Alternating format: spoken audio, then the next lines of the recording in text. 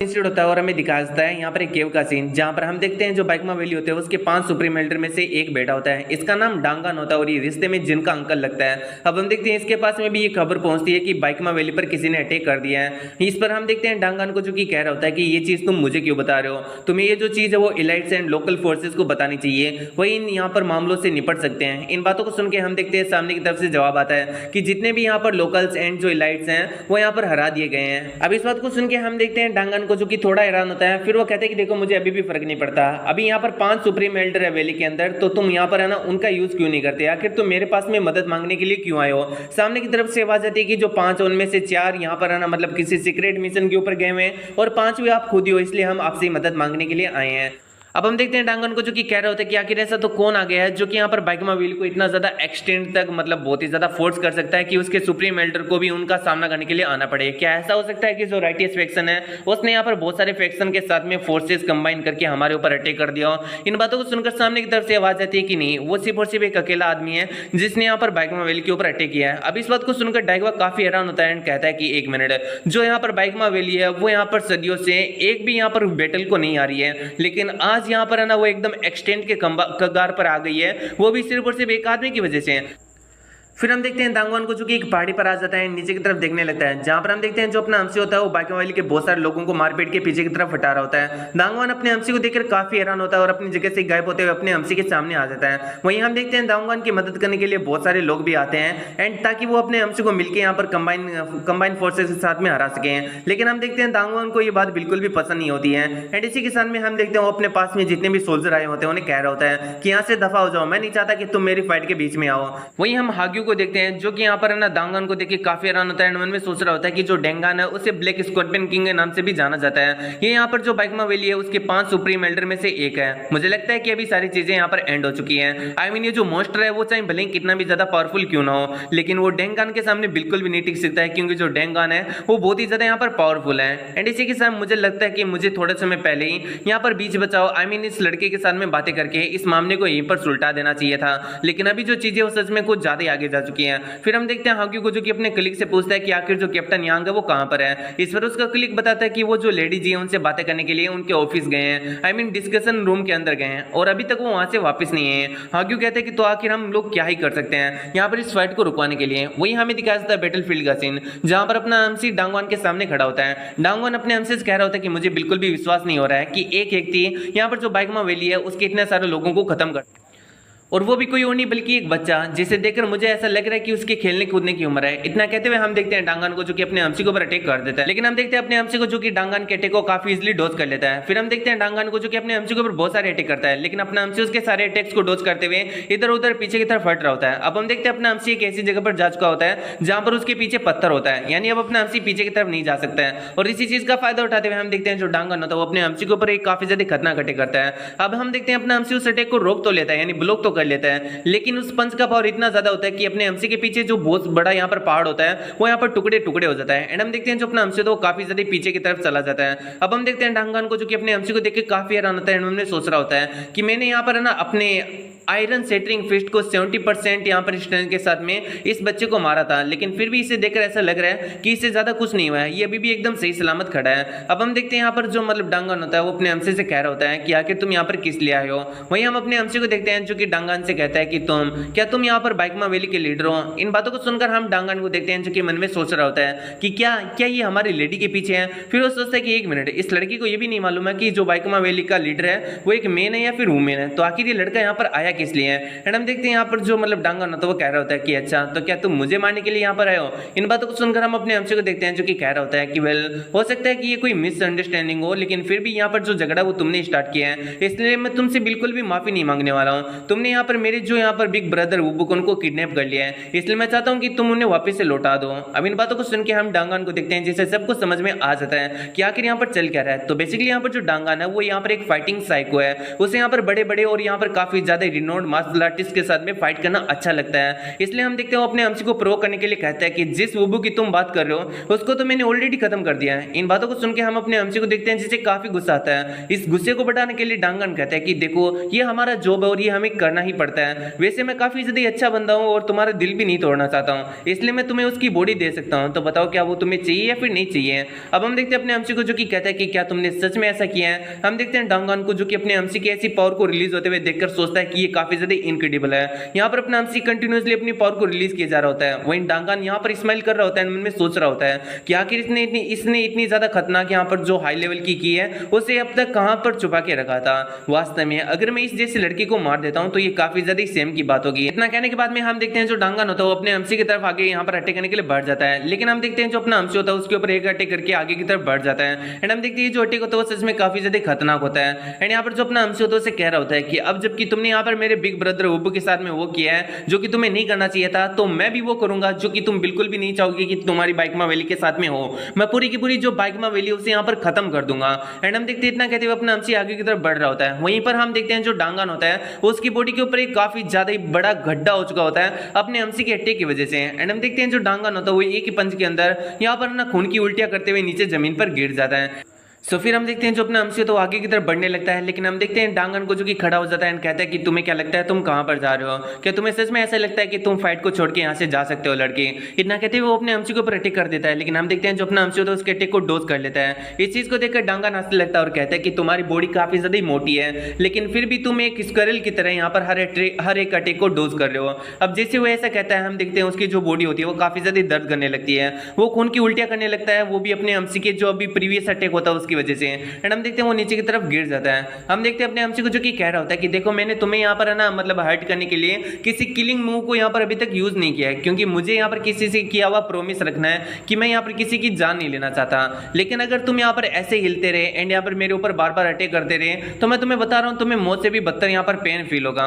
इसलिए अगर तुम इस पेन को फील नहीं करना चाहते हो तो चुपचाप पड़े रहो एंड यहाँ पर जो बाइकमा वैली है उसके एंड को अपनी आंखों से देखो। इतना कहते हुए अपना अम्सी आगे की तरफ बढ़ने लगता है। वहीं हम देखते हैं डांगन को जो कि जैसे तैसे करके खड़ा हो जाता है एंड इसी के सामने कह रहा होता है कि मैंने पूछा कि तुम कहां पर जा रहे हो, वो भी फाइट के बीच में। इतना कहते हुए डांगन वापस से अपने अम्सी के ऊपर अटैक करता है। लेकिन हम देखते हैं अपने अम्सी को जो कि उसके बालों को पकड़ता है एंड उसे नीचे वापस से गाड़ देता है जमीन के अंदर। एंड हम देखते हैं इसी के साथ में जो डांगन होता है वो पूरी तरीके से जमीन के अंदर एक तरीके से धंस जाता है। फिर हम देखते हैं जो अपना अम्सी होता है उसे कह रहा होता है कि वेल तुम्हें देखने से ऐसा लग रहा है कि तुम यहाँ पर काफी ज्यादा पेनफुल मौत मरना चाहते हो। ये कहते हुए हम देखते हैं जो अपना अम्सी होता है वो आगे की तरफ बढ़ने लगता है। अब हम देखते हैं जैसे अपना अम्सी आगे की तरफ बढ़ रहा होता है वैसे हम देखते हैं वहां पर एक बहुत बड़ा ब्लास्ट होता है और ये ब्लास्ट किसी और ने नहीं बल्कि यहाँ पर डांगन ने किया होता है। एंड वो अपने अम्सी से कहता है कि तुम्हारे बारे में मुझे थोड़े समय पहले पता चला कि तुमने बाइकमा वैली के बहुत सारे लोगों को यहाँ पर आना जख्मी कर दिया है, लेकिन मुझे लगा कि तुम्हारे जैसा बंदा आखिर क्या ही कर सकता है, इसलिए मैं तुम्हें प्रोवोक करने की कोशिश कर रहा था, वो भी अपनी चीप ट्रिक का यूज करते हुए। लेकिन अभी मैं कुछ ऐसा नहीं करने वाला हूँ। अभी जिस चीज को मैं यूज करने वाला हूँ वो मेरी अल्टीमेट टेक्निक है, इसलिए अगर हो सके तो जितना ज्यादा स्ट्रेंथ हो सकता है उसे जुटा लो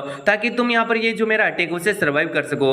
इतना कहते हुए हम देखते हैं वो यहाँ पर किसी अटैक को परफॉर्म करने लगता है जिसकी वजह से आसपास के जितने भी जो पत्थर होते हैं वो भी हिलने लगते हैं उसके इफेक्ट की वजह से। यहाँ पर हम अपने अम्सी को देखते हैं जो कि कहता है कि हे मिस्टर, क्या तुम अपने हाथों से यहाँ पर जो बाइकमा वैली है उसको यहाँ पर खत्म कर दोगे। लेकिन हम देखते हैं यहाँ पर जो डांगन होता है वो भी किसी की कोई भी बात नहीं सुन रहा होता है। एंड इसी के साथ में हम देखते हैं वो अपने ब्लेजिंग आयरन सेटरिंग थ्रस्ट यहाँ पर जो टेक्निक होता है उसे यूज करता है अपने अम्सी की तरफ। अब ये एक अल्टीमेट टेक्निक होती है वो भी एक सुप्रीम एल्डर की, तो इसका मतलब ये जो टेक्निक है या फिर ये जो अटैक वो सच में काफी ज्यादा खतरनाक है। एंड हम देखते हैं अपने अम्सी को जो कि कहता है कि वैसे मैंने यहाँ पर ये जो मार्शल आर्ट है वो तुम्हारे जैसे लोगों के साथ में डील करने के लिए नहीं सीखी है, लेकिन अभी मेरे पास में कोई ऑप्शन ही नहीं है, मुझे ऐसा करना ही होगा। इतना कहते हुए हम देखते हैं जो अपना अम्सी होता है वो heavily distraction radiant wheel stack technique को यूज करता है एंड उसके अटैक को ब्लॉक करना स्टार्ट कर देता है। वही हमें दिखाया जाता है जिनको जो कि यांग एंड वुमन के साथ में यहाँ पर आ रही होती है आगे की तरफ। तभी हम देखते हैं रास्ते में उन्हें ये बंदा मिल जाता है, यहाँ पर इसका नाम हांगी होता है, मैं बार बार भूल जाता हूँ। एंड हम देखते हैं वो जिनको ग्रीट करता है एंड हम देखते हैं यहाँ पर जिनको जो कि कह रही होती है कि तुम्हारा नाम हुआंग्यू है ना। एंड इसी के साथ में क्या हेवनली डिस्ट्रॉयर का डिसाइपल यहाँ पर करंटली वैली के अंदर है। इन बातों को सुनकर हुआंग्यू काफी हैरान होता है, मन में सोच रहा होता है कि आखिर इसे कैसे पता। फिर वो कहता है कि हाँ वो अभी यहीं पर है। अब हम देखते हैं वुबू को जो कि मन में सोच रहा होता है कि आखिर हेवनली डिस्ट्रॉयर का डिसाइपल कौन है, क्योंकि अपने वुबू को मालूम नहीं होता कि अपना अम्सी यहाँ पर हेवनली डिस्ट्रॉयर का डिसाइपल है। एंड इसी के साथ में हम हुआंग्यू को भी देखते हैं जो कि वुबू को यहाँ पर जिन के साथ में सही सलामत देखिए काफी हैरान होता है। वही हमारा फिर हम देखते हैं जैसे वो थोड़ा आगे जाते हैं वैसे हम देखते हैं जिन, यांग, वांग्यू, वुबुक एंड इसी के साथ वांगची, ये जितने भी जो लोग होते हैं वो काफी ज्यादा हैरान हो जाते हैं, क्योंकि अपने एमसी की टेक्निक एंड यहाँ पर जो मतलब डोंगन है उसकी जो अल्टीमेट टेक्निक है उन दोनों का क्लैश हो चुका होता है एंड इसकी वजह से हम देखते हैं एक बहुत बड़ा ब्लास्ट हुआ होता है जिनको देखते हैं जो कि नीचे बैटलफील्ड की तरफ चली जाती है। वही हम वांगची को देखते हैं जो कि यहाँ पर ये जो आफ्टर इमेज होता है जो अटैक का क्लैश होता है एंड इसी के साथ में ये जो इफेक्ट हुआ होता है सभी लोगों के ऊपर उससे खुद को बचाने के लिए हम देखते हैं वो अपनी सोर्ड का यूज करता है जिसकी वजह से जो भी इफेक्ट हो रहा होता है आसपास के एरिया के ऊपर उससे हम देखते हैं जो वांगची होता है वो खुद को बचा लेता है। वहीं पर हम देखते हैं यहाँ पर जो यांग एंड जो वांगी होता है वो भी कुछ ऐसा ही करते हैं एंड हम देखते हैं वुबू को जो कि यहाँ पर सोच रहा होता है कि आखिर यहाँ पर चल क्या रहा है। वहीं हमें दिखाया जाता है यांग को जो कि मन में सोच रहा होता है कि यहाँ पर हेवनली डिवाइन डिस्ट्रक्शन टेक्निक को यूज किया गया है, वो भी मुझे लगता है कि यहाँ पर जो डेमनिक डिस्ट्रॉयर उसके डिसाइपल के द्वारा। इधर हम वुबू को देखते हैं जो कि उन दोनों से कह रहा होता है कि यार आखिर यहाँ पर क्या चल रहा है, क्या तुम दोनों में से मुझे कोई समझाएगा। तो हम देखते हैं इन तीनों की फिर बहस हो जाती है। वहीं हमारा सीन होता है हमें जिनको दिखाया जाता है जो कि फाइनली यहाँ पर बैटलफील्ड के ऊपर पहुंच जाती है। उसके वहां पर जाते ही हम देखते हैं 7th एंड जो 9th यहाँ पर फोर्सेज होती हैं उनको यहाँ पर बैकअप करने के लिए उसके पीछे आ जाती हैं एंड हम देखते हैं जिनको जो कि कह रही होती है कि आखिर जो डांगवान है वो कहां पर है। हम देखते हैं यहाँ पर जो डांगवान होता है वो अपने एमसी के सामने यहाँ पर नीचे पड़ा होता है एंड यहाँ पर जो अपना एमसी होता है उसके सामने खड़ा होता है एंड हम देखते हैं जो अपना एमसी होता है वो काफी कूल लग रहा होता है। वहीं पर जो डांगवान होता है उसकी हालत काफी ज्यादा खराब होती है। फिर हम देखते हैं जो जिन होती है वो अकेले अपने एमसी के पास में आती है और अपना एमसी भी पीछे की तरफ देखता है एंड हम देखते हैं यहाँ पर जो बाकी के लोग होते हैं वो भी यहाँ पर अपने एमसी के सामने आ जाते हैं एंड हम देखते हैं यहाँ पर वो डांगवान की हालत को देखकर कह रहे होते हैं कि इवन जो लो डांगवान है वो भी यहाँ पर इस लड़के से हार चुके हैं, उनकी ये हालत हो चुकी है, हम इस लड़की को यहाँ पर बिल्कुल भी नहीं छोड़ेंगे, हम इससे डील करेंगे। अब इन बातों को सुन के हम जिनको देखते हैं जो कि अपने सभी लोगों से कहते हैं कि यहाँ से दफा हो जाओ एंड हम देखते हैं वो अपने एमसी की तरफ बढ़ने लगती है। यहाँ पर अपना एमसी उससे पूछता है कि क्या तुम इन सभी की लीडर हो। हम देखते हैं यहाँ पर जिनको जो कि कह रही होती है कि जिस आदमी से अभी अभी तुमने फाइट किया है क्या वो अभी भी जिंदा है। तो अपना एमसी साइड में देखता है डोंगन की तरफ एंड हम देखते हैं जिनको जो कि कह रही होती है कि अगर यहाँ पर जो मेरे अंकल उन्हें कुछ भी हुआ तो मैं यहाँ पर कसम खा रही हूँ कि तुम यहाँ से जिंदा नहीं लौटोगे। हम अपने एमसी को देखते हैं जो कि उससे वापस से पूछता है कि क्या तुम लीडर हो, लेकिन हम देखते हैं जिनको जो कि बहुत ही ज्यादा भड़क जाती है कहती है कि मैं तुमसे पूछ रही हूँ कि क्या मेरे अंकल जिंदा है या फिर नहीं है।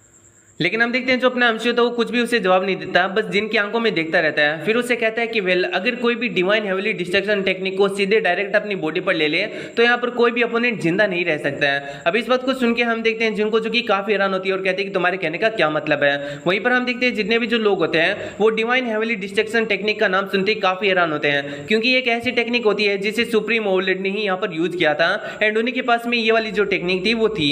अब हम देखते हैं जिनको जो कि अपनी पावर को रिलीज करती है एंड गुस्से में अपने एमसी कहती है कि आखिर तुमने हमारे साथ में ऐसा क्यों किया जबकि मैं तुम्हारा कभी एनिमी बनना ही नहीं चाहती थी। वहीं हम देखते हैं वो एक चीज को देख के काफी हैरान होती है क्योंकि अपने एमसी के पीछे जो डांगवान होता है वो भी खड़ा हो चुका होता है एंड हम देखते हैं जिनको जो कि इस चीज को देखकर काफी ज्यादा हैरान होती है। हम अपने एमसी को भी देखते हैं जो कि यहाँ पर कुछ नहीं बस चुपचाप एक जगह पर खड़ा रहता है। हम इधर डांगवान को भी देखते हैं जो कि अपने एमसी के ऊपर अटैक तो करना चाहता था लेकिन हम देखते हैं अपने एमसी की जो चोट होती है जो कि उसे दी गई होती है वो इतनी ज्यादा खतरनाक होती है कि वो यहाँ पर उसे बहुत ही ज्यादा पेन पहुंचाती है एंड हम देखते हैं इसी की वजह से यहाँ पर जो डांगवान होता है वो अपने मुंह से खून की उल्टी करके वहीं पर नीचे गिर जाता है। अब हम देखते हैं अपने एमसी को जो कि यहाँ पर जो जिन होता है उससे कह रहा होता है कि मैंने तुम्हें कहा कि अगर मैं अपनी हेवली डिस्ट्रक्शन टेक्निक को किसी के ऊपर यूज करूं तो वो जिंदा नहीं बचेगा, लेकिन ऐसा तभी होता है जब मैं ये वाली जो टेक्निक उससे फुल की के अंदर यूज करता हूं। मैंने यहाँ पर जो डांगवान है उसके ऊपर अपनी सिर्फ और सिर्फ आधी की के साथ में यूज किया था लेकिन फिर भी ऐसे में यहाँ पर जो 10 मास्टर लेवल के मार्शल आर्टिस्ट होते हैं वो तो आसानी से यहाँ पर मारे जाएंगे, लेकिन ये डांगन नहीं मरा, इसका मतलब ये बहुत ही ज्यादा पावरफुल और स्ट्रॉन्ग व्यक्ति है। अब हम देखते हैं यहाँ पर जो यांग होता है वो डांगन के पास में आता है एंड उनकी पल्सेस को चेक करते हुए जिनको बताता है कि इसकी पल्सेस काफी ज्यादा वीक है लेकिन ये अभी भी जिंदा है और इसे बचाया जा सकता है। हमें इसे जल्दी से इन्फर्मरी ले जाना होगा ताकि वहां पर जाकर इसका इलाज किया जा सके। लेकिन तभी हम देखते हैं उसके ऊपर काफी ज्यादा प्रेशर पड़ता है जिसकी वजह से वो अपनी जगह से हिल भी नहीं पाता एंड हम देखते हैं प्रेशर किसी और ने नहीं बल्कि अपने एमसी ने रिलीज किया होता है और ये प्रेशर सिर्फ उसने यांग पर नहीं बल्कि वहां पर खड़े सभी लोगों के ऊपर रिलीज किया होता है। लेकिन यहाँ पर हम देखते हैं जो जिन होता है उसको यहाँ पर इस चीज का ज्यादा फर्क नहीं पड़ रहा होता है। यहाँ पर हम बाकी लोगों को देखते हैं जो कि अपनी जगह से हिल ही नहीं पा रहे होते हैं एंड अपना एमसी उनसे कहता है कि आखिर तुम्हें किसने कहा कि तुम यहाँ से जा सकते हो या फिर इसे इन्फर्मरी ले जा सकते हो। अपने एमसी को देखते हैं जो कि यहाँ पर जो मतलब ये लड़की होती है उसे कह रहा होता है कि वेल एक आदमी है जिसका नाम वुबुक है, उसे मैं अपना बड़ा भाई मानता हूँ। बाइकमा वैली के लोगों ने उसे किडनैप कर लिया था, अगर तुम उसे बाहर ला देती हो तो मैं तुम्हें ये बात की हिदायत देता हूँ कि मैं तुम सभी लोगों को जिंदा छोड़ दूंगा, लेकिन अगर तुमने ऐसा नहीं किया तो मैं यहाँ पर मेक श्योर करता हूँ कि तुम में से कोई भी जिंदा नहीं बचेगा। अब वुबुक का नाम सुन के हम देखते हैं जिन भी काफी हैरान हैरान होती है और कहती है कि तुम्हारे कहने का क्या मतलब है, क्या तुम्हें ऐसा लगता है कि जो वुबू के यहाँ पर मारे जा चुके हैं। हम देखते हैं अपने एमसी को जो कि कुछ भी नहीं बोलता। वहीं पर हम देखते हैं जिनको जो कि हांग्यू से कह रही होती है कि वुबू को यहाँ पर है ना सामने लेकर आओ, लेकिन इससे पहले वो कुछ कह पाती। हम देखते हैं जो आसपास की जगह होती है वो पूरी तरीके से यहाँ पर है ना गिर जाती है एंड हम देखते हैं वहां पर एक बहुत ही ज्यादा बड़ा गड्ढा हो जाता है। ये सारी चीजें हुई होती है सिर्फ और सिर्फ अपने एमसी के प्रेशर की वजह से। हम देखते हैं आसपास की जो जगह है वो अपने एमसी के प्रेशर को संभाल ही नहीं पाई होती है, जिसकी वजह से इतना बड़ा गड्ढा हो चुका होता है। एंड हम देखते हैं अपने एमसी को जो कि यहाँ पर है ना जिनसे कह रहा होता है कि मैं किसी की बातों पर विश्वास नहीं करता हूं, अगर तुम चाहते हो कि तुम यहाँ पर अपने अंकल को एंड यहाँ पर जितने भी जो लोग हैं उनकी जान को जिंदा बचा लो तो यहाँ पर है ना एक काम करो, जल्दी से वुबू को यहाँ पर लेकर आओ। अब हम देखते हैं अपना एमसी ऐसा कह रहा होता है तो यहाँ पर जो जिन होता है उससे भी काफी गुस्सा आ जाता है, क्योंकि यहाँ पर जिन एक बाइकमा वैली यानी एक बहुत बड़ी वैली की लीडर है एंड उसको यहाँ पर बच्चे की तरह ऑर्डर देना, ये जो यहाँ पर किसी भी लीडर उसकी डिसरिस्पेक्ट करने जैसा। एंड हम देखते हैं वो अपने एमसी से कहती है कि देखो इनफ इज इनफ एंड इसी के साथ में किसी की भी यहाँ पर सीमा होती है एक टॉलरेट करने की, एंड तुम यहाँ पर जो सीमा है उसको लांघ चुके हो। फिर भी हम देखते हैं जो जिन होती है मन में सोच रही होती है कि मेरे को यहाँ पर एक मार्शल आर्टिस्ट की तरह नहीं बल्कि एक लीडर की तरह सोचना चाहिए। अगर मैं अभी फाइट के अंदर यहाँ पर इंगेज हो गई तो यहाँ पर है ना सारी की सारी जो सिचुएशन है वो यहाँ पर मेरे हाथों से अनकंट्रोल हो जाएगी, मैं किसी भी सिचुएशन को कंट्रोल नहीं कर पाऊंगी। ये सोचते हुए हम देखते हैं वो हाग्यू को वापस से ऑर्डर देती है एंड कहती है कि जल्दी से वुबू को मेरे सामने लेकर आओ। एंड हम देखते हैं ऐसा ही होता है, यहाँ पर जो हाग्यू होता है वो वुबू को यहाँ पर लेकर आ जाता है। एंड हम देखते हैं जो वुबू होता है वो अपने एमसी को देख के काफी हैरान होता है एंड कह रहा होता है कि ये तो रियोंग है। एंड हम देखते हैं वो अपने एमसी से पूछता है कि आखिर तुम यहाँ पर क्यों हो। फिर हम देखते हैं वो हांग्यू का गला पकड़ लेता है एंड कह रहा होता है कि तुम फकिंग बास्टर्ड कहेंगे, आखिर तुम लोग यहाँ पर कैसे लोग हो, तुम इतने ज्यादा नीचे कैसे गिर सकते हो कि तुम यहाँ पर एक बच्चे को उठाकर लेकर आ गए, वो भी सिर्फ और सिर्फ मेरी वजह से। इन बातों को सुनकर हम हांग्यू को देखते हैं जो कि कहता है कि अकल के अंदर जरा देख गौर से, हम इसे उठाकर लेकर आए या फिर ये हमें उठा उठा के पटक रहा है, हमने ऐसा कुछ भी नहीं किया जैसे तू यहाँ पर बोल रहा है। अब हम देखते हैं इस बात को सुन के हम देखते हैं यहाँ पर जो अपना वुबू होता है वो भी नीचे की तरफ देखता है, जहां पर हम देखते हैं अपना एमसी बहुत ही ज्यादा प्यारी सी स्माइल के साथ में कहता है कि ब्रदर वुबू आपकी जो वाइफ और बच्चे हैं वो आपका काफी इंतजार कर रहे हैं, तो प्लीज मेरे साथ में घर पर चलो। अब हम देखते हैं अपने एमसी का ऐसा भोला चेहरा देखकर जितने भी लोग होते हैं वो काफी ज्यादा हैरान होते हैं। यहाँ पर इनको यकीन ही नहीं हो रहा होता है कि अभी थोड़े समय पहले जो यहाँ पर इन लोगों को उठा उठा के पटक रहा था एकदम मॉन्स्टर की तरह, उसका यहाँ पर इतना क्यूट साइड भी हो सकता है। अब हम देखते हैं यहाँ पर जो अपना एमसी होता है वो यहाँ पर अपना जो प्रेशर होता है उससे यहाँ पर एक तरीके से नलीफाई कर देते हैं, जिसकी वजह से हम देखते हैं जो सिचुएशन होती है वो नॉर्मल हो जाती है। वही फिर हमारा सीन से उड़ता है वुबू के घर का सीन दिखाया जाता है, जहां पर हम देखते हैं जो वुबू की वाइफ होती है वो अपने चियोन को खाना खिला रही होती है। एंड हम देखते हैं जो अपनी सिया होती है वो बस बैठे बैठे इन सभी को देख रही होती है। एंड सच बोलो तो भाई मुझे सिया सबसे ज्यादा क्यूट लगती है यहाँ पर। अब हम देखते हैं यहाँ पर है ना बाहर से आवाजें आ रही होती है कि कम ऑन, यहाँ पर जो डेड है वो वापिस से आ चुके हैं, तो तुम लोगों को भी उनके स्वागत करने के लिए यहाँ पर बाहर आना चाहिए घर से। अब हम देखते हैं यहाँ पर सभी लोग घर से बाहर आते हैं, जहां पर हम देखते हैं जो वुबू होता है वो यहाँ पर अपने साथ में चिया को लेकर आ रहा होता है। एंड इसके साथ में हम देखते हैं वो अपने तीनों बच्चों को गले से लगा लेते हैं। वहीं पर हम देखते हैं उसकी जो वाइफ होती है वो यहाँ पर अपने वुबू को देखकर काफी इमोशनल हो जाती है। अब इन सारी चीजों को यहाँ पर अपना एमसी खड़े खड़े ब्रिज के ऊपर से देख रहा होता है। एंड हम देखते हैं जो वुबू होता है वो भी ब्रिज के ऊपर देखते हुए अपने एमसी को सब चीजों के लिए यहाँ पर थैंक्स बोलता है, वो भी इशारों में। फिर हमारा सीन से उड़ता है एंड हम देखते हैं यहाँ पर थोड़े समय पहले का सीन, जहां पर हम देखते हैं यहाँ पर जो हांग्यू होता है उसने सब कुछ बता दिया होता है अपने वुबू को कि यहाँ पर जो अपना एमसी है वो कोई और नहीं बल्कि हेवनली डिस्ट्रॉयर का यहाँ पर डिसाइपल है। एंड इस चीज को सुनकर तो अपना जो वुबू वो भी काफी ज्यादा हैरान हो चुका होता है। वो प्रेजेंट टाइम में मन में सोच रहा होता है कि मुझे मालूम था कि जो रियोंग है उसने बहुत सारी यहाँ पर मार्शल आर्ट को सीख के रखा जो कि काफी अमेजिंग है, लेकिन मैंने कभी नहीं सोचा था कि ये सुप्रीम ओवरलॉर्ड का डिसाइपल होगा। फिर हमारा सीन शूट होता है, हमें अपने एमसी के रेस्टोरेंट का सीन दिखाया जाता है, जहां पर हम देखते हैं यहाँ पर अपनी येरिन और ग्रेनी की बहस चल रही होती है, जहां पर येरिन कह रही होती है कि मुझे वहां पर जाने दो, इससे पहले कि यहाँ पर जो पूरा सन है वो यहाँ पर अस्त हो जाए, मुझे यहाँ पर उसे वापिस से लेकर आना ही होगा। तो यहाँ पर अपने एमसी की बातें चल रही होती है कि यहाँ पर जो येरिन है वो बाइकमा वैली जाएगी एंड अपने एमसी को रेस्क्यू करके लेकर आएगी। लेकिन हम देखते हैं जैसे वो बाहर की तरफ निकलती है अपना एमसी उसके सामने होता है एंड हम देखते हैं अपने एमसी को जो कि भोला बनने की नाटक करता है और कहता है कि आखिर यहाँ पर किसके बारे में बातें चल रही थी। तो हम देखते हैं येरिन को जो कि कुछ नहीं बोलती है। अब हम देखते हैं यहाँ पर ऐसी चीजें चल रही होती है। फिर हमारा सीन शूट होता है और हमें दूसरी जगह का सीन दिखाया जाता है, जहां पर हम देखते हैं किसी और जगह का नहीं बल्कि बाइकमा वैली का सीन होता है। यहाँ पर हम देखते हैं उन सभी लोगों का यहाँ पर ट्रीटमेंट चल रहा होता है जो कि अपने एमसी के साथ में बैटल के दौरान घायल हो गए थे। अब हमारा सीन शूट होता है और हमें यहाँ पर दिखाया जाता है जो बाइकमा वैली होता है उसकी डिस्कशन रूम का सीन, जहां पर हम देखते हैं जो यहाँ पर अपनी जिन एंड यहाँ पर जो यांग होते हैं आमने सामने खड़े होते हैं। अब हम देखते हैं जिनको जो कि कह रही होती है कि कैप्टन यांग जिंगयांग एंड यहाँ पर अगर तुम मुझे एक अच्छी सी एक्सप्लेनेशन नहीं देते हो कि तुम्हारी वजह से यहाँ पर क्या क्या कुछ हुआ है, तो यहाँ पर तुम भूल जाना कि इस रूम से तुम जिंदा बाहर जाओगे।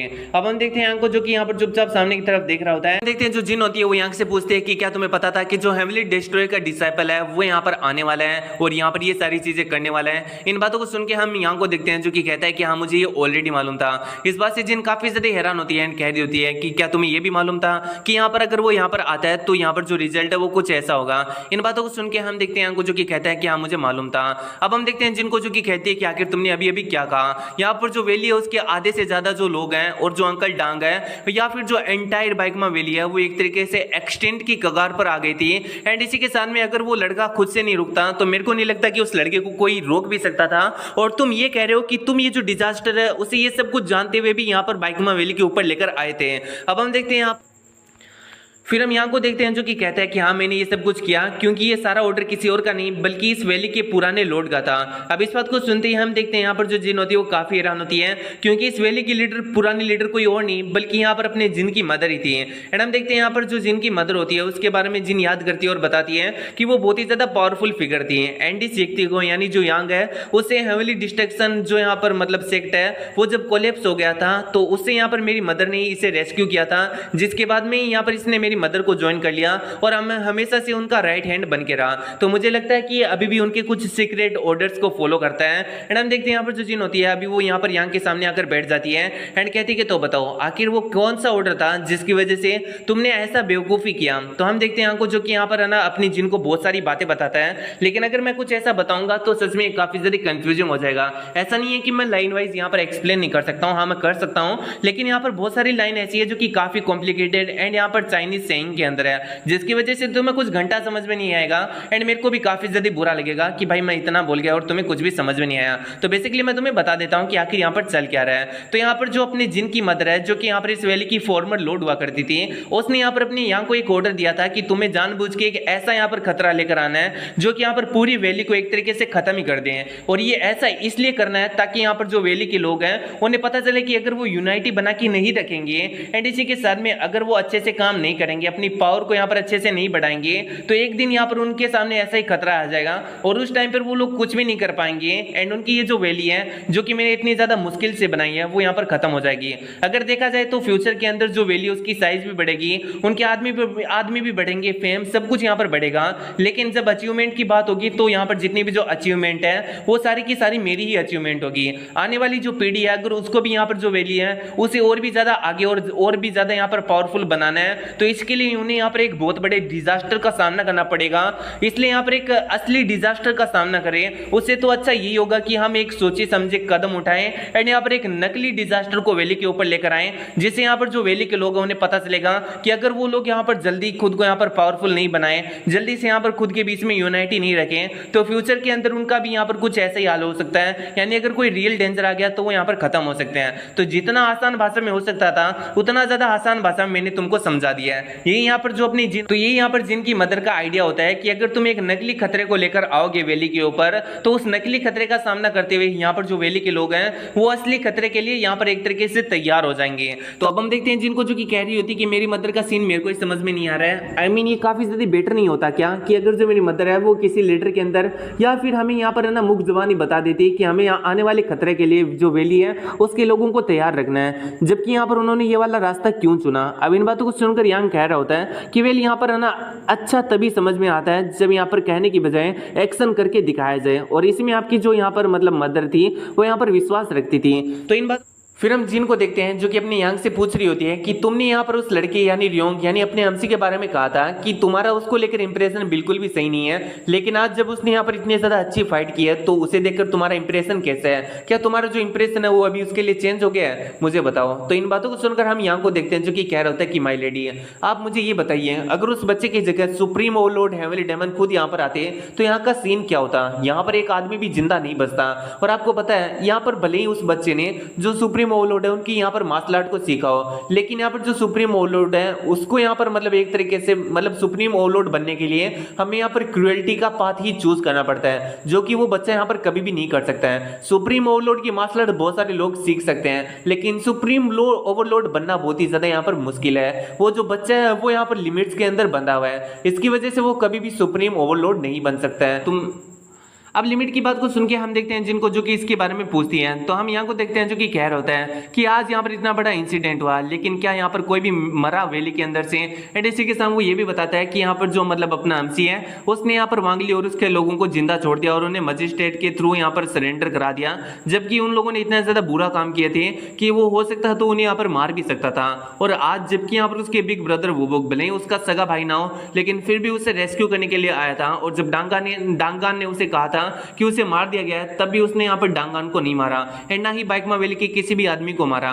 ऐसे में क्या आपको सच में लगता है कि ऐसा बंदा जो कि इतना ज्यादा नाइस और इतना ज्यादा सॉफ्ट है वो यहाँ पर कभी सुप्रीम ओवरलॉर्ड बन सकता है या फिर उनके रास्ते पर चल सकता है? ऐसा जो लड़का है वो यहाँ पर एक डिलीवरी बॉय जरूर बन सकता है, लेकिन सुप्रीम ओवरलॉर्ड बिल्कुल भी यहाँ पर नहीं बन सकता है। तो इन बातों को सुनकर जिन कहते हैं कि अच्छा ऐसी बात है। एंड इसी के साथ में हम देखते हैं इन दोनों के बीच में एक मिस्टीरियस से टॉपिक को लेकर बातें होने लगती हैं, जो कि यहाँ पर ये एक मिशन के बारे में बातें कर रहे होते हैं। एंड वो जो मिशन होता है उसे अंजाम देने के लिए वुबू को चूज करते हैं। अब हम देखते हैं जो जिन होती है वो यहाँ पर ना यांग से कह रही होती है कि भले ही तुम यहाँ पर अपने साथ में वुबू को ले जाओ, लेकिन वुबू को तभी ले जाना जब वो तुम्हारे साथ में चलने के लिए तैयार हो, वो भी अपनी मर्जी से। और हाँ, उसकी फैमिली को बिल्कुल भी टच मत करना।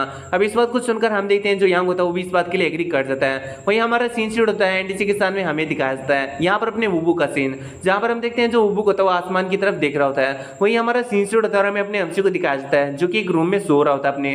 एंड इसी के साथ मुझसे बात याद आ रही होती है जहां पर हम देखते हैं यहाँ पर जो अपनी मतलब जी थी उसने यहाँ पर अपने एमसी को बताया था कि सांग रियोंग, तुम्हारे यहाँ पर जो मास्टर के दुश्मन है उनमें से बहुत सारे जो दुश्मन है वो अभी भी जिंदा है, तो आखिर तुम इसके बारे में क्या करने वाले हो? तो फिर हमारा सीन शूट होता है और हमें यहाँ पर कुछ दिन काउंट्स के हिसाब से दिखाया जाता है। आई मीन रेस्टोरेंट का पहला दिन बीतता है, दूसरा दिन, तीसरा दिन और ऐसे करते हुए 4 दिन बीत जाते हैं। तो बेसिकली यहाँ पर राइटर हमें ये बताना चाहता है कि पिछले 4 दिनों से यहाँ पर जो अपना एमसी है वो यहाँ पर है ना सो रहा है एंड वो यहाँ पर रेस्टोरेंट के ऊपर काम नहीं कर रहा। अब हम देखते हैं 4 दिनों के बाद में जो ग्रैनी होती है उसकी नजर भी अपने एमसी के रूम के ऊपर पड़ती है एंड वो कहती है कि वो लड़का अभी तक नहीं उठा। येरिन से भी वो यही बात शेयर करती है, तो येरिन कहती है कि उसे सोने दो, मुझे लगता है कि वो काफी ज्यादा थका हुआ है। फिर जो ग्रैनी होती है वो कहती है कि इमेजिन करके देखो वो जब इतने दिनों बाद में खड़ा होगा तो वो कितना ज्यादा खाना खाएगा। येरिन कहती है कि आपको इसके बारे में परेशान नहीं होना चाहिए, मैंने बहुत सारी जंप और डम्पलिंग्स बना के रखी थी एंड वो उन्हें खाकर वापस से सो गया। अब इस बात से हम ग्रैनी को देखते हैं जिसे काफी गुस्सा होता है एंड हम देखते हैं अपने एमसी को जो कि अपने रूम में सो रहा होता है। अब हम देखते हैं जब अपना एमसी सो रहा होता है तभी उसे यहाँ पर कुछ महसूस होता है एंड वो साइड की तरफ देखता है जहां पर हम देखते हैं अपने एमसी को एक बर्ड देख रहा होता है एंड इसी के साथ में हम देखते हैं यहाँ पर जो अपना एमसी होता है उस बर्ड को फॉलो करने लगता है। उसको फॉलो करते हुए हम देखते हैं जो अपना एमसी होता है वो एक अजीब सी जगह पर पहुंचता है जहां पर हम देखते हैं कोई अपने एमसी का इंतजार कर रहा होता है एंड हम देखते हैं ये कोई और नहीं बल्कि यहाँ पर बाइकमा वैली के लीडर अपनी जिन होती है। फिर हमारा सीन शूट होता है और हमें वुबुक एंड यांग को दिखाया जाता है जो कि एक ही नाव के ऊपर सवार होते हैं। अब हम देखते हैं यहाँ पर जो यांग होता है वो वुबुक को यहाँ पर अपने एमसी के द्वारा तपागी की जो जगह होता है उन्हें दिखाते हुए कह रहा होता है कि ये किसी और का नहीं बल्कि सुप्रीम ओवरलॉर्ड हेवनली डेमन के डिसाइपल का आर्ट वर्क है जो कि उसने तुम्हें रेस्क्यू करने के लिए बनाया था।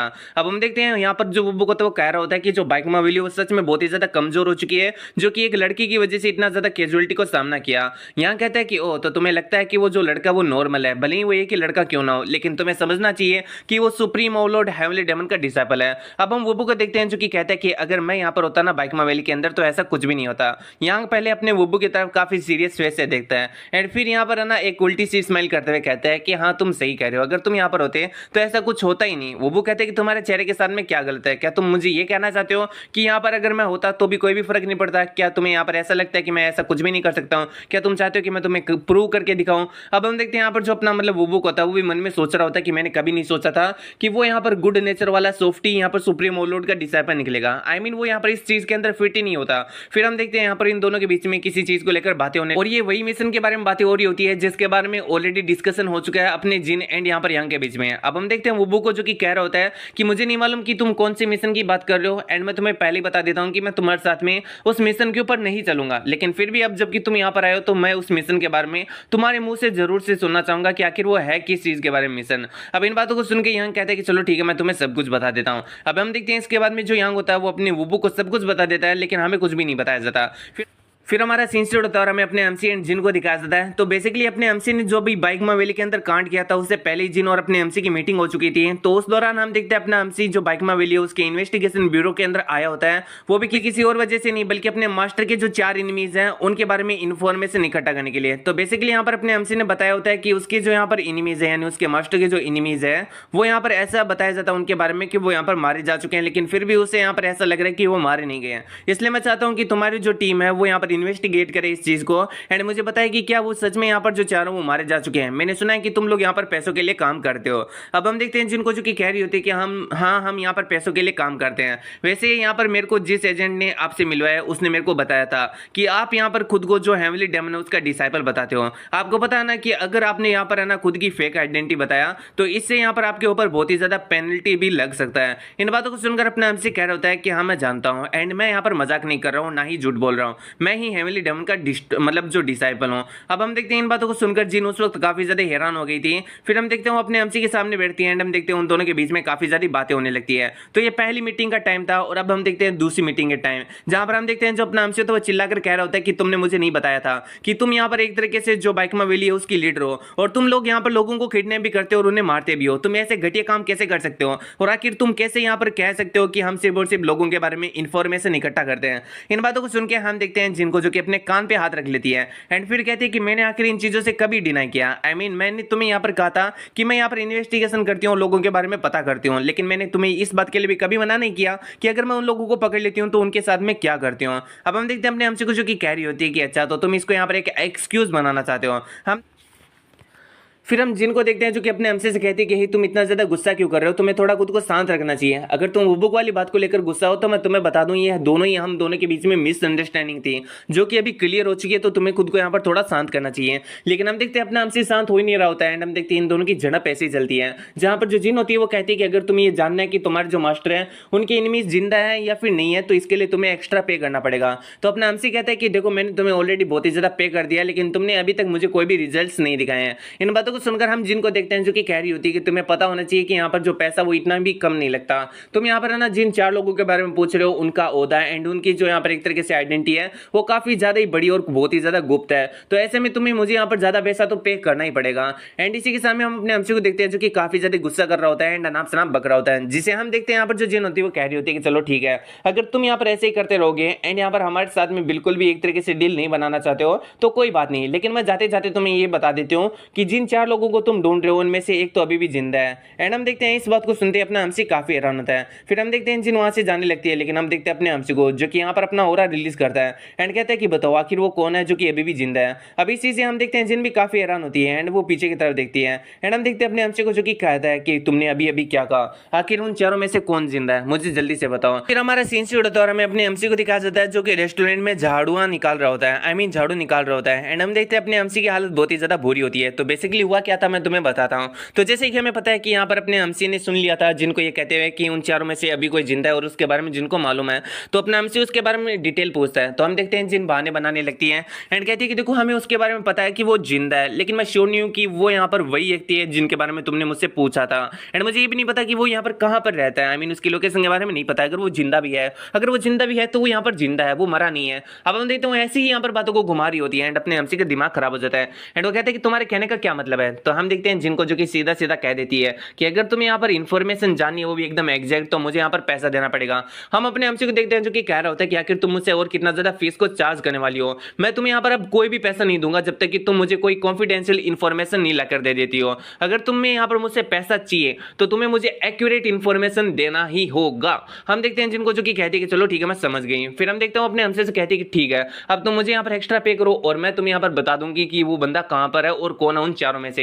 एंड इसी के साथ में अब इससे पहले कि तुम मुझसे उस बंदे के बारे में जानो, मैं तुम्हें कुछ और चीजों के बारे में भी यहाँ पर बात करना चाहती हूँ। तो जैसा कि हमें बताया कि हम दोनों के बीच में जो भी हुआ था वो यहाँ पर एक मिसअंडरस्टैंडिंग थी वो बुक को लेकर। तो यहाँ पर तुमने जितनी भी हमें इंजरी पहुंचाई हमने वो बर्दाश्त कर ली, हम उसके लिए तुमसे कोई भी चार्ज नहीं करने वाले हैं। लेकिन तुमने हमारा यहाँ पर घर तोड़ दिया, फॉरेस्ट एंड इसी के साथ जो वैल्यू उसको भी बहुत ही ज्यादा नुकसान पहुंचाया, तो ऐसे मुझे लगता है कि तुम्हें इन यहाँ पर सारे नुकसान की भरपाई करनी ही पड़ेगी। तो हम देखते हैं यहाँ पर जो अपना हमसे तो वो सच में काफी इनोसेंट होता है एंड इसकी बातों में फंस जाता है। एंड हम देखते हैं ये जो चीज होता है वो यहाँ पर जो अपना हमसे तो प्रेजेंट टाइम में सोच रहा होता है एंड कहता है अपने मन में कि भाई मैं यहाँ पर जब भी जाता हूँ वो लड़की अपनी बातों में मेरे को फंसा लेती है एंड मैं उसकी बातों को यहाँ पर एक तरीके से डिनाई भी नहीं कर पाता हूँ। सच में वो जो लड़की है वो काफी ज्यादा बुरी है। फिर हम देखते हैं वहाँ पर ग्रेनी आ जाती है एंड अपने हमसे से कहती है कि अच्छा तो तुम उठ गए। अपने हमसे कहते हैं कि हाँ मैं उठ गया। फिर हम देखते हैं यहाँ पर जो अपना हमसे तो वो झाड़ू निकालने लगता है, वहीं पर येरिन आ जाती है एंड हम देखते हैं येरिन एंड यहाँ पर जो अपनी ग्रेनी होती है वो बातें करने लगती है। फिर हम देखते हैं अपना हमसे भी अपनी झाड़ू निकाल लेता है एंड कह रहा होता है कि मैनेजर से मैं आपसे कुछ पूछना चाहता हूँ, क्या आप मेरे ऊपर एक फेवर कर सकती हैं। हम देखते हैं ग्रैनी को जो कि कह रही होती है कि आखिर तुम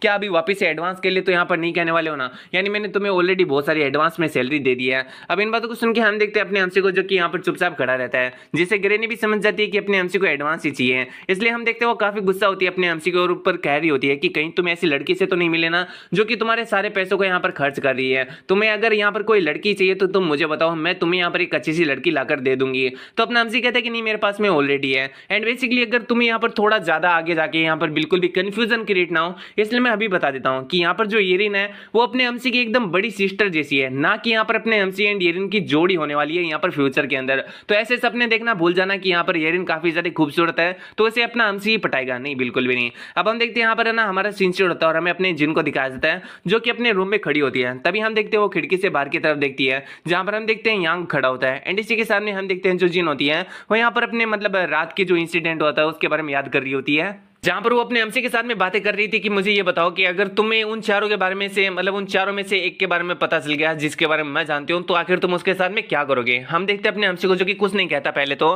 फिर कहता है कि मुझे नहीं लगता कि मुझे ये बात तुम्हें बताने की जरूरत है। इतना कहते हुए हम देखते हैं अपना एमसी वहां से चला जाता है। और ये जो बात होती है वो जिन अभी के टाइम पे यहाँ पर सोच रही होती है। एंड इसी के साथ उससे यंग की भी बात याद आ रही होती है कि ये जो लड़का वो बहुत ही ज्यादा सॉफ्ट है। ऐसे में अगर यहाँ पर मतलब जो सुप्रीम ओवरलॉर्ड है उनके चारों में से किसी भी एक दुश्मन के साथ में इसका सामना हो गया तो इसका सर्वाइव करना काफी ज्यादा मुश्किल हो जाएगा।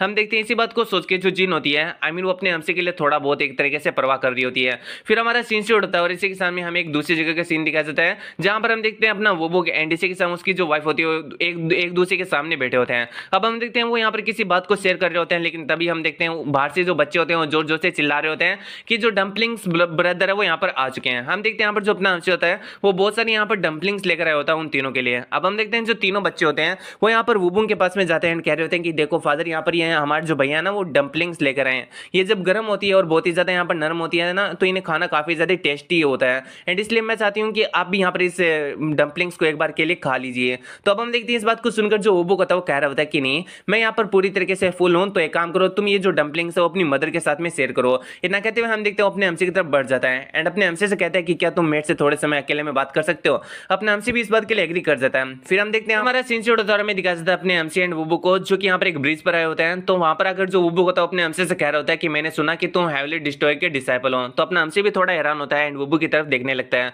अब हम देखते हैं अचानक से जो हम देखते हैं यहाँ पर जो अपना एमसी होता है वो कहता है कि हाँ आपने सही कहा, वैसे क्या आप इसके बारे में नहीं जानते थे बिग ब्रो। अगर देखा जाए तो मुझे नहीं लगता कि हम लोगों ने कभी भी यहाँ पर जो पर्सनल मैटर है उनके बारे में डिस्कशन किया है। वहीं हम वुबू को देखते हैं जो कि मन में सोच रहा होता है कि अच्छा तो तुम्हारे लिए कोई बड़ी सीक्रेट की बात नहीं है। फिर हम अपने एमसी को देखते हैं, कहते हैं कि वेल यहाँ पर जितने भी जो लोग रहते हैं उनको यहाँ पर मेरे बारे में पता है कि मैं हेवली डिस्ट्रॉय का डिसाइपल हूँ एंड इवन मैंने आपके बच्चों को भी ये बात बता के रखी है। वुबू इस बात से और भी ज्यादा हैरान हो जाता है एंड कहते हैं कि क्या तुम ज्यादा यहाँ पर लूज लिप नहीं हो, आई मीन तुम यहाँ पर कुछ ज्यादा ही जल्दी दूसरों को अपने बारे में बता देते हो। तो अपना हमसे कहते हैं कि देखो यहाँ पर इतनी भी कोई बड़ी बात नहीं है जिससे मैं यहाँ पर छुपाना चाहूँ या फिर सीक्रेट रख के रखना चाहूँ। इन बातों को सुन के हम देखते हैं जो उबू होता है वो थोड़ा हैरान होता है, फिर अगली पल जोर जोर से हंस लगता है एंड कहता है कि दुनिया में बहुत सारे अजीब लोग देखे हैं लेकिन तुम्हारे जितना किसी को यहाँ पर नहीं देखा। अपना हमसे कहता है कि वैसे क्या आप मुझसे इसी की चीज के बारे में यहाँ पर बातें करना चाहते थे।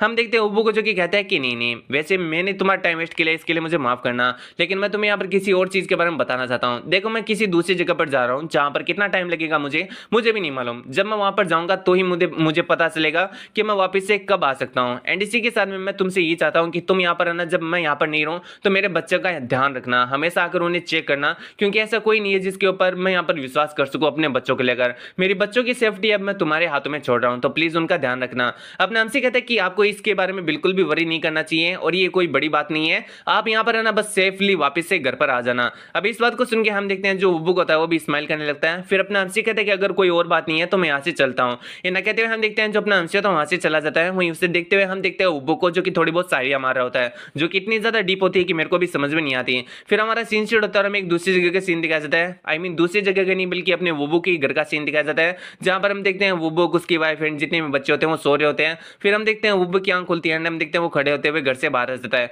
जहां पर हम देखते हैं जो यांग होता है वो अपने वुबू का इंतजार कर रहा होता है। फिर हम देखते हैं जो यहाँ पर अपना वुबू होता है वो यांग के साथ में यहाँ पर कहीं अपनी जो घर होता है उससे दूर की तरफ चला जाता है। यानी अब यहाँ पर जो यांग एंड जो अपना वुबू है वो मिशन के ऊपर जा चुके हैं, जिसके बारे में हमें नहीं पता कि आखिर वो कौन सा मिशन है। तो हमें रेस्टोरेंट का सीन दिखाया जाता है, जहां पर हम देखते हैं ग्रेनी एंड येरिन को जो एक दूसरे के सामने खड़े होते हैं। फिर हम देखते हैं यहाँ पर जो मतलब येरिन होती है वो अपने हमसी के बारे में पूछती है कि वो कहाँ पर गया है। तो इस बात को सुन के हम देखते हैं यहाँ पर जो अपनी ग्रेनी होती है वो कहती है कि वो अभी डिलीवरी देने के लिए गया है। येरिन कहती है कि अच्छा ऐसी बात है, तो मुझे लगता है कि अभी मुझे खुद से यहाँ पर जाना होगा। इतना कहते हुए हम देखते हैं जो येरिन होती है वो रेस्टोरेंट से बाहर चली जाती है, ये कहते हुए कि बुढ़िया आप मुझको यहाँ पर रोक नहीं सकती हो। अब हम देखते हैं अपनी ग्रेनी को जो कि कहती है कि क्या तुमने मुझे बुढ़िया कहा। अब हम देखते हैं बेचारी जो ग्रेनी होती है वो थोड़ी सैड हो जाती है, लेकिन ये इसका नाटक होता है। फिर हमारा सीन यहाँ पर जो अपनी येरिन होती है वो एक जंगल के थ्रू होकर जा रही होती है, लेकिन तभी हम देखते हैं उसे एक लड़का रोक लेता है जो कि दिखने में ठीक ठाक ही लग रहा होता है। एंड हम देखते हैं वो अपनी येरिन से कह रहा होता है कि वेल अभी कुछ समय पहले ही आई मीन थोड़े दिनों पहले ही मेरी जो सिस्टर है वो यहाँ पर आकर गई थी। यहाँ पर आने पर उसे यहाँ पर एक बोथरसम नाम के बहुत ही ज्यादा बड़े एक्सपर्ट ने बचा लिया था।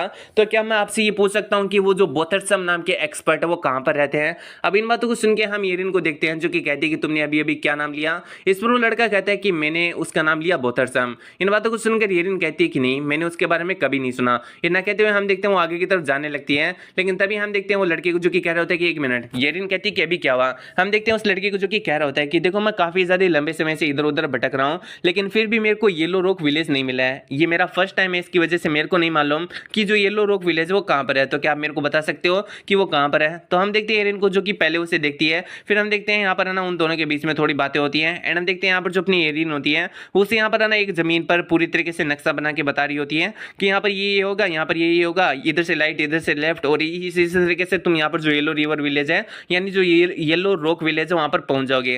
रास्ते में अगर तुम्हें कोई भी मिले तो उससे यहाँ पर पूछ लेना कि जो येलो रॉक विलेज है वो कहाँ पर है, वो तुम्हें इसके बारे में बता देंगे। तो इन बातों को सुनकर हम देखते हैं यहाँ पर जो ये बंदा होता है वो कहता है कि आपका बहुत बहुत थैंक्स है। अब हम देखते हैं येरिन को जो कि कहती है कि अगर मैंने तुम्हें सब कुछ बता दिया हो तो मैं यहाँ से चलती हूँ। अब हम देखते हैं इतना कहते हुए अपनी जो येरिन होती है वो आगे की तरफ चली जाती है। हम इस लड़की को देखते हैं जो कि येरिन को देखते हुए मन में सोच रहा होता है कि वो लड़की दिखने में भी काफी सही थी, उसका दिल भी काफी साफ था, लेकिन उसके शिष्टाचार में थोड़ी सी कमी थी। फिर हमारा सीन सेट होता है और हमें एक घर का सीन दिखाया जाता है। तो यहाँ पर हम एक सीन देखते हैं जहाँ पर जो माता पिता होते हैं वो एक बेटे को यहाँ पर अपनी पसंद की लड़की के साथ में शादी करने से मना कर रहे होते हैं। स्पेशली उसका जो बाप होता है वो यही कह रहा होता है कि इस लड़की से तुम शादी नहीं कर सकते हो। तो बेसिकली तुम पहले ये देख लो कि लड़की एंड लड़का कौन है। मेरे को तो इनकी जोड़ी भाई अभी मैं कुछ भी नहीं बोलने वाला हूँ। हम देखते हैं यहाँ पर जो लड़का होता है वो कह रहा होता है कि पापा मैं इससे अंधा प्यार करता हूँ, मेरी इससे शादी करा दो वरना मैं अपनी नस काट लूंगा। उसका पापा कहता है कि काट ले मेरे को फर्क नहीं पड़ता। बेटा पूछता है कि ऐसी क्या कमी है इस लड़की के अंदर या फिर मेरे अंदर क्या कमी है जिसकी वजह से आप इससे यहाँ पर मेरी शादी नहीं करा रहे हो। उसकी मोटी वाइफ भी ये कहती है कि हाँ डार्लिंग मेरे को ये बताओ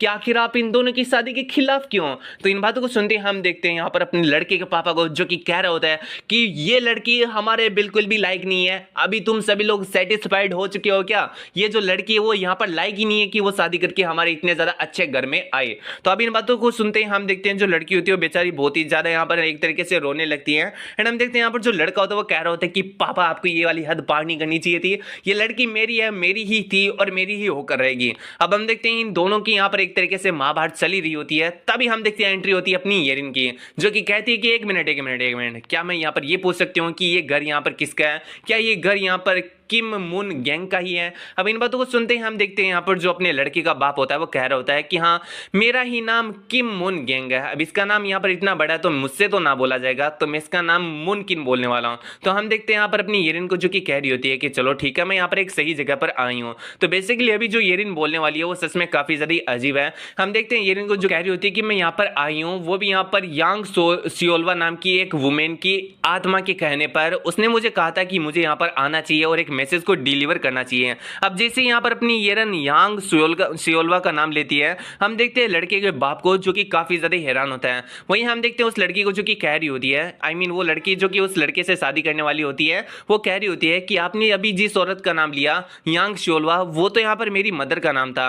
हम देखते हैं येरिन को जो कि कह रही होती है कि इसका मतलब तुम्हारा नाम यहाँ पर ग्योंग है, हा ग्योंग। इन बातों को सुनकर वो लड़की कहती है कि हाँ मेरा नाम हा ग्योंग ही है। अब हम देखते हैं येरिन को जो कि कह रही होती है कि तुम्हारी जो मदर है उसके अकॉर्डिंग जो मास्टर किम मोन है यानी मुनकिन है वो यहाँ पर तुम्हारे असली फादर है। तो अब इस बात को सुनते हम देखते हैं लड़के का बाप यानी मुनकिन काफी ज्यादा हैरान हो जाता है। वहीं हम देखते हैं इस लड़की को जो कि ये भी काफी हैरान हो जाती है। एंड हम देखते हैं उस बच्चे जो मिनकुन का लड़का होता है वो भी काफी ज्यादा भड़क जाता है एंड कहता है कि ये इम्पॉसिबल है। जो यहाँ पर हा गेरियोंग है वो यहाँ पर ना मेरी जो वाइफ है वो बनने वाली है, इस हिसाब से यहाँ पर जो मेरे फादर उसके ससुर बनने वाले हैं ना कि उसके फादर। हम देखते हैं यहाँ पर जो मिनकुन की मोटी वाइफ होती है वो भी अपनी येरिन से यही कह रही होती है कि आखिर तुम यहाँ पर क्या बकवास कर रही हो। यहाँ पर हम येरिन को देखते हैं जो कि कह रही होती है कि देखो मैं यहाँ पर ना सिर्फ और सिर्फ उस आत्मा का मैसेज डिलीवर करने के लिए आई हूँ क्योंकि उसने मेरा बहुत ही ज्यादा दिमाग खा के रखा है। मैं जहां पर भी जाती हूँ वहां पर मेरे पास में आ जाती है एंड इसके अलावा मैं यहाँ पर कुछ भी नहीं करने वाली हूँ। हम देखते हैं यहाँ पर मिनकुन की वाइफ को जो कि यहाँ पर अपनी येरिन से कह रही होती है कि तुम्हारी जो बकवास है वो हम लोग यहाँ पर बिल्कुल भी नहीं सहने वाले हैं। अब हम देखते हैं यहाँ पर जो अपना मिनकुन होता है वो तो चुपचाप बैठा होता है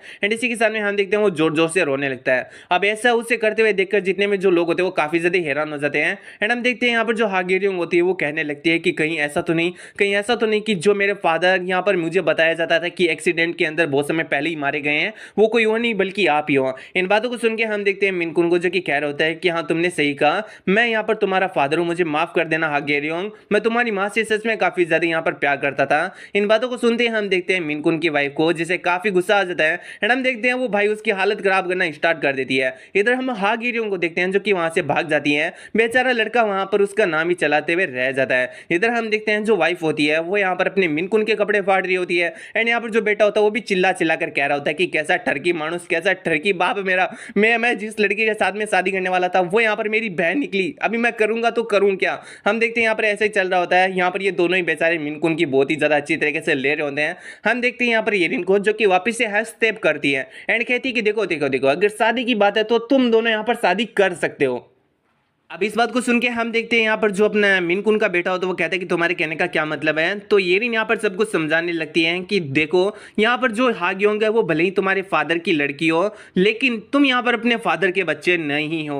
अब इन बात यहाँ पर जो येरिन होती है वो वापस से समझाने लगती है। तो वैसे तो यहाँ पर कुछ समझाने वाला जैसा है ही नहीं। आई मीन जो हागेयोंग है उसकी मदर है एंड उसके जो फादर है जिसे उसे ऐसा लगा था कि वो मर गए हैं वो कोई और नहीं बल्कि इस लड़के के यहाँ पर फादर है जो कि उसी के मदर के फादर है। अब एक तरीके से तुम समझ जाओ कि आखिर यहाँ पर क्या चल रहा है। अब आ जाते हैं लड़के के ऊपर। तो यहाँ पर जो लड़का है वो यहाँ पर एक तरीके से सपोज करता था मिनकुन एंड उसकी मोटी वाइफ का यहाँ पर मतलब बेटा होना, लेकिन ऐसा नहीं है। यहाँ पर जो मिनकुन है वो यहाँ पर अपनी माँ का तो मतलब बच्चा है लेकिन उसका जो फादर है वो यहाँ पर कोई और है, मिनकुन नहीं है। तो इसी तरह से यहाँ पर जो येरिन होती है वो समझा रही होती है एंड बताती है यहाँ पर उस लड़के को कि तुम दोनों यहाँ पर एक तरीके से बायोलॉजिकली भाई बहन नहीं हो, इसलिए अगर तुम उस लड़के से शादी करना चाहो तो कोई भी दिक्कत नहीं है। हम देखते हैं इतना कहते हुए जो येरिन होती है वो कहती है कि अभी मेरा काम हो चुका है तो मुझे लगता है कि मुझे यहाँ से जाना चाहिए। फिर वो इधर उधर देखती है आत्मा को एंड कहती है कि अभी तो तुम्हें कोई दिक्कत नहीं है ना, मैंने यहाँ पर जितनी भी जो चीजें तुमने मुझे कहने के लिए कहा था वो मैंने कह दिया है, तो मुझे लगता है कि अभी मुझे यहाँ से चलना चाहिए। इतना कहते हुए हम देखते हैं जो येरिन होती है वहां से जाने लगती है। वहीं हम देखते हैं यहाँ पर जो अपना मतलब मिनकुन होता है वो यहाँ पर अपनी उस मोटी मतलब अपनी वाइफ को कह रहा होता है कि आखिर तुम कहाँ पर चल रही है।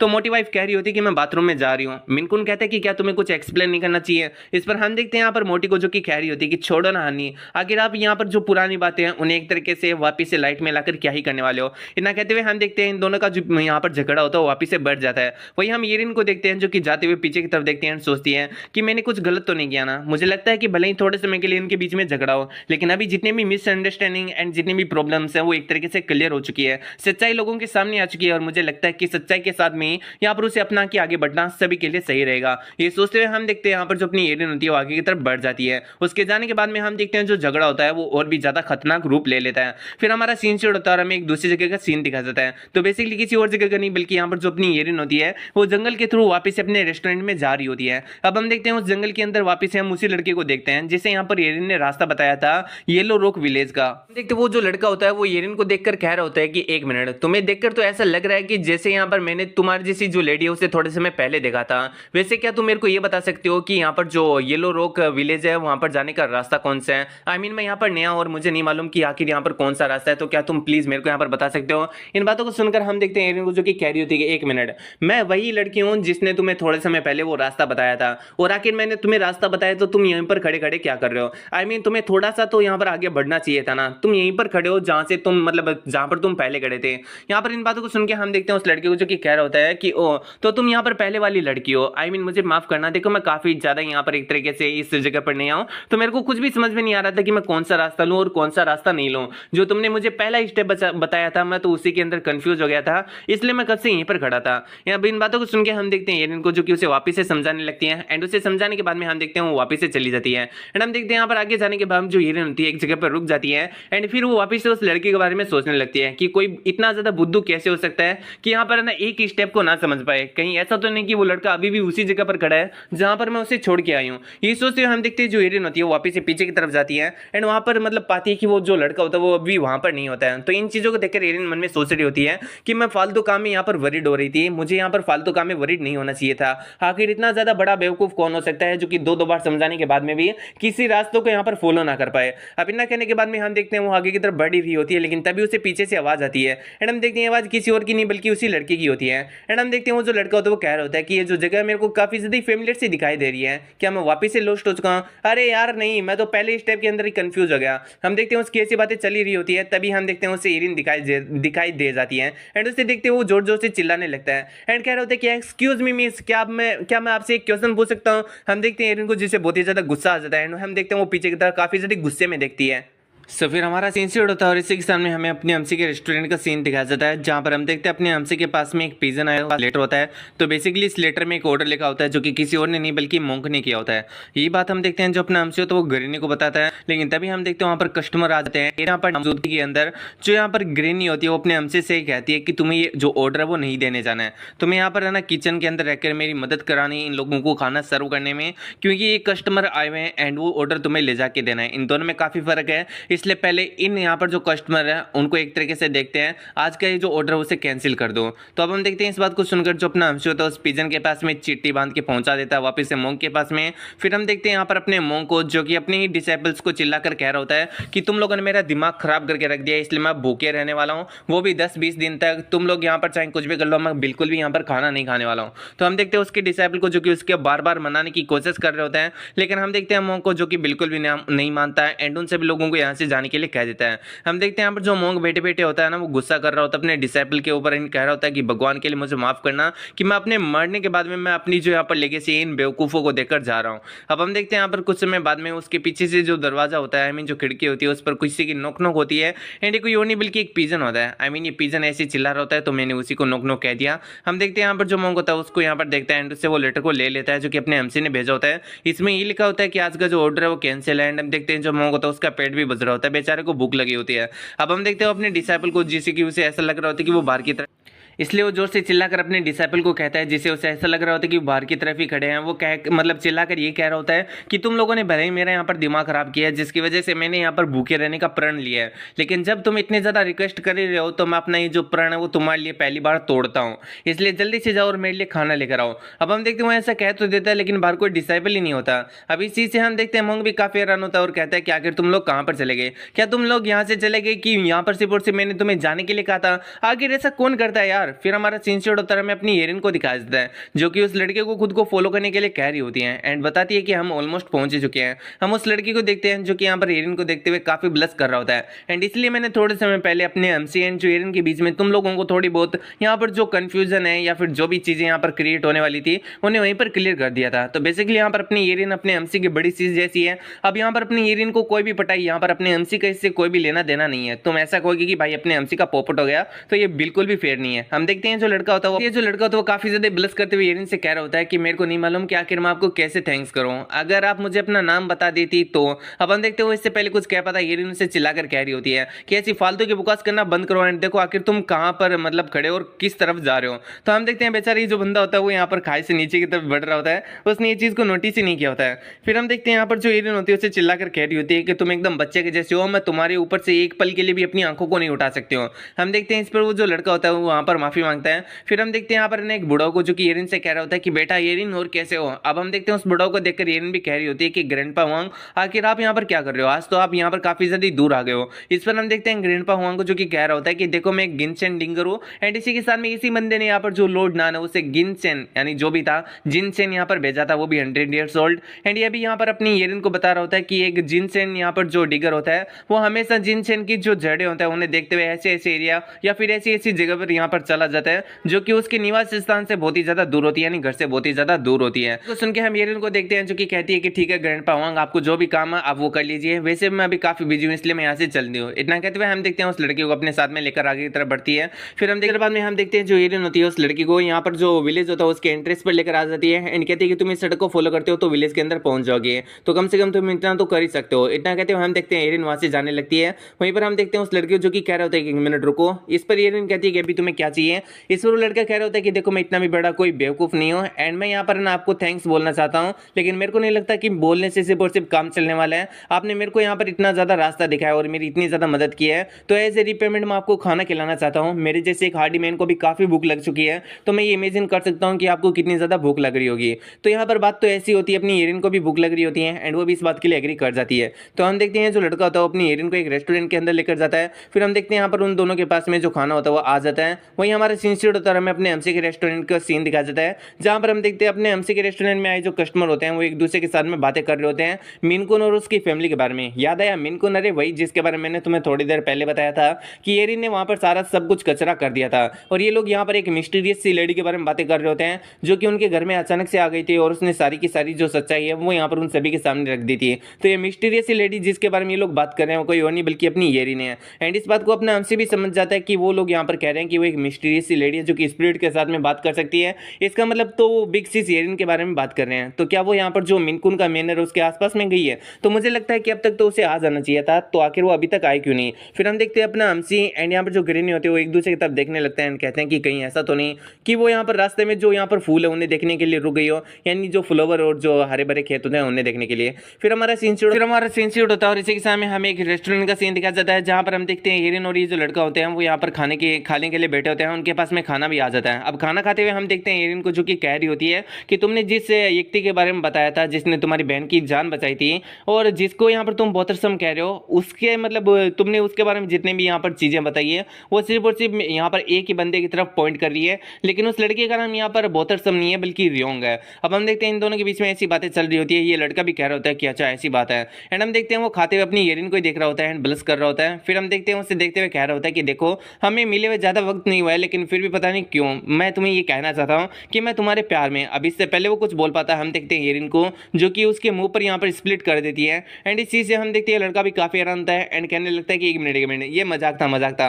आजकल के जो लोग हैं वो तो यहाँ पर मजाक करते रहते हैं, लेकिन हम येरिन को देखते हैं जो कि उस लड़के से कहती है कि यहाँ पर खाने को मत खाना, खाने के अंदर कुछ वियर्ड सी चीज है। इतना कहते हुए हम देखते हैं जो येरिन होती है वो बेहोश हो जाती है एंड इस चीज को देखकर वो लड़का भी काफी हैरान होता है। वो येरिन को संभालने के लिए आगे की तरफ जाता है, लेकिन हम देखते हैं उसकी जो बॉडी होती है वो भी काफी ज्यादा अजीब तरीके से एक्ट करने लगती है। यहाँ पर उसका जो विजन होता है वो काफी ज्यादा ब्लर एंड हम देखते हैं उसके सर में बहुत ही ज्यादा दर्द होने लगता है एंड वो भी नीचे की तरफ गिर जाता है। तो हम देखते हैं ये सारा जो काम होता है वो किसी और ने नहीं बल्कि यहाँ पर कुछ बैंडिट्स ने किया होता है। वहीं हमें अपने हमसी को भी दिखाया जाता है जो कि अपने रेस्टोरेंट में बैठा होता है। यहाँ पर हम देखते हैं जो अपना हमसी होता है उसे कुछ अनईजी सा फील हो रहा होता है एंड इसी के सामने में सोच रहा होता है कि पता नहीं क्यों लेकिन मुझे कंटिन्यूसली बहुत ही ज्यादा बुरी फीलिंग आ रही है। तो हमें वापस से रेस्टोरेंट यानी अपने येरिन और उस लड़की को दिखाया जाता है जिनके पास में वो बैंडिट आ चुके होते हैं। अब हम देखते हैं वो येरिन एंड उस लड़के को देखकर काफी ज्यादा इविल स्माइल कर रहे होते हैं।